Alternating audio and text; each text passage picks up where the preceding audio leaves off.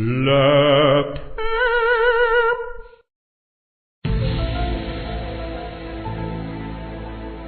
5 mysterious real-life X-Files. From people claiming to live in countries that don't exist to mysterious ghostly car crashes, join us as we investigate 5 unexplained real-life X-Files. Number 5. The Mysterious Man from Taured. In July 1954, a plane landed at Haneda Airport in Japan. As the passengers made their way through immigration, a man was questioned by officials. The man, who was European in appearance, claimed to be visiting Japan on business, and that it was his 3rd trip to the country in less than a year.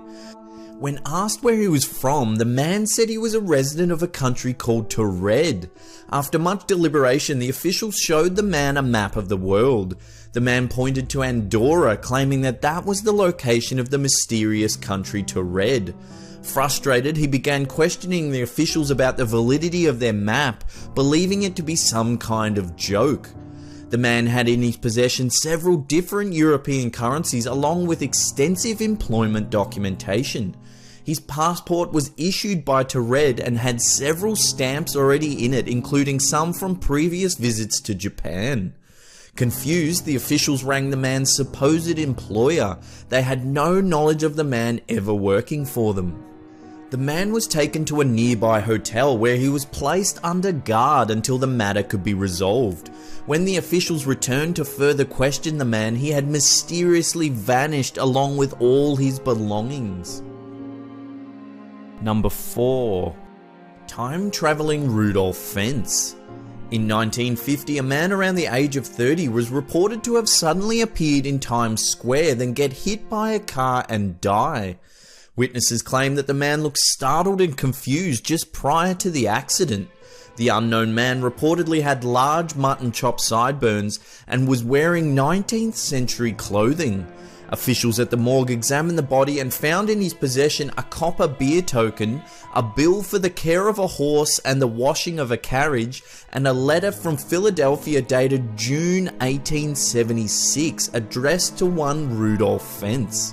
The investigating officer began a search to identify the man. Contacting the bank, the investigator was told that Fentz died 5 years prior, but that his wife was still alive living in Florida. The investigator contacted the woman and, after hearing the inspector's unusual story, informed him that her husband's father had mysteriously disappeared in 1876 after not returning from his evening walk. He was 29 years of age. In 2000, researcher Chris Aubeck concluded that the story was fabricated and that it was based on a fictional story that was published around the same time. In 2002, a pastor by the name George Murphy claimed that the Fentz account was based on a short story by science fiction writer Jack Finney entitled I'm Scared. However, in 2007, a researcher working in the Berlin News Archive claimed to have found an article about Rudolph Fentz, written 5 months before the short story was even published. The article is said to detail Fentz's story just as it was reported in 1950. Number 3.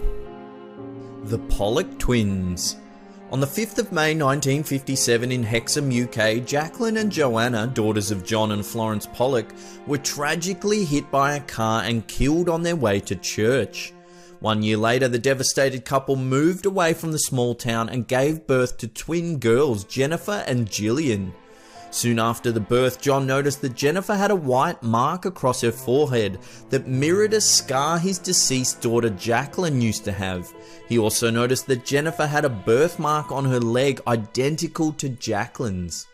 When the girls were 4, their parents brought them back to Hexham to visit old friends. The twin girls immediately began recognizing places in the town even though they had never been there before. Confused, John and Florence decided to show the young twins several toys that used to belong to their deceased siblings. Incredibly, the twins recognized and named every single toy. Even more bizarre was the twins' ability to recount in detail the events leading up to their sisters' deaths. The unexplained behavior continued until the girls were 5 and then completely stopped. Number 2. The ghostly hands of Dartmoor. In the 1920s, a series of fatal accidents occurred along a stretch of road in Postbridge, Dartmoor, UK. One evening an accident occurred, but this time a man managed to survive. The man woke up in hospital visibly shaken. He told investigators that as he approached the accident-prone area, he suddenly felt a pair of rough, hairy hands grab and wrench at the steering wheel, causing him to swerve off the road. Several other crash survivors told eerily similar tales. Another account involved a couple who claimed a ghostly hand attacked them while camping near the area. The couple reported that the hand disappeared when the woman used her fingers to make the sign of the cross. Number 1. The Westall UFO Mystery. The following account is said by many to be some of the most compelling evidence of the existence of extraterrestrials.